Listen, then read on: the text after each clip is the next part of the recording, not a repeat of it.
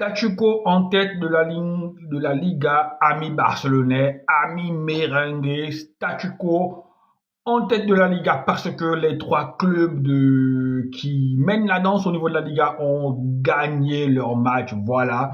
L'Atlético Madrid a gagné 3-0 contre Valence. Le FC Barcelone a gagné 2-0 contre Las Palmas. Et ce soir, à 18h, 17h par là, le Real de Madrid s'est débarrassé de l'équipe de Riron. Donc, la conséquence, c'est qu'on a toujours FC Barcelone premier avec le même nombre de points que le Real de Madrid deuxième et l'Atlético Madrid qui vient à la troisième place avec un point de moins. Le sprint final est lancé, les amis. Le sprint final est lancé. Et comme je vous l'ai dit, rien n'est encore joué. Bien malin celui qui pourra nous dire qui des trois équipes va aller jusqu'au bout. Pour ma part, je reste sur ma position. Je me dis à ce jeu-là, à cette lutte de nerfs, ça va être l'Atlético qui va flancher le premier. Le Real et le FC Barcelone vont se tirer la bourre jusqu'au bout. Et je pense que les confrontations directes vont être les matchs déterminants. Les confrontations directes vont être les matchs qui vont départager les deux équipes, sinon les trois équipes avec l'Atlético Madrid comme arbitre. Parce que le FC Barcelone, si le Real et l'Atlético Madrid se sont déjà neutralisés sur un match nul, eh bien, le FC Barcelone doit affronter les deux équipes de Madrid.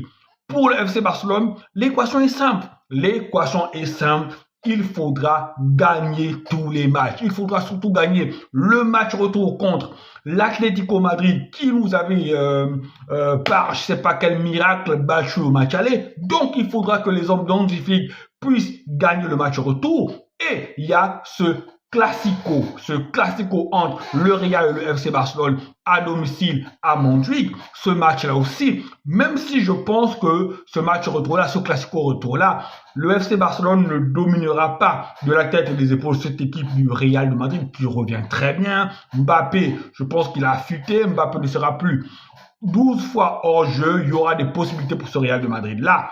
Donc, ça va se jouer dans les confrontations finales et ça va se jouer à l'équipe qui aura la capacité de se débarrasser des petites équipes de Liga, de ces équipes-là qui joueront les places européennes et de celles qui joueront le maintien. Les équipes de ventre mou qui seront déjà assurées de leur maintien ne seront pas tellement des menaces, mais il faudra particulièrement se méfier des équipes qui se battront pour les places européennes et des équipes qui se battront pour le maintien en Liga. Allez, les amis, le championnat continue, les équipes, amis merengues, vous êtes en course, le Barça est en course et que je le redis encore une fois de plus, cette année, on a l'effectif pour faire une grande saison. On a l'effectif pour récupérer tous les trophées du FC Barcelone. On est encore en course pour la Copa del Rey. On est en demi-finale contre l'Atlético Madrid. Même si c'est un gros morceau, je vois ce Barça-là accéder à la finale. On est encore en course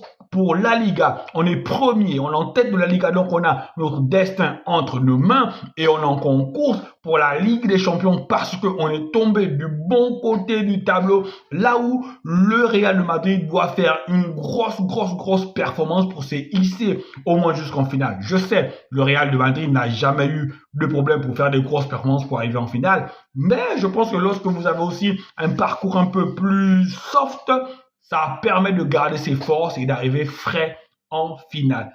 Allez les amis, on se retrouve la semaine prochaine pour les matchs de la 26e journée de Liga. Allez, ciao.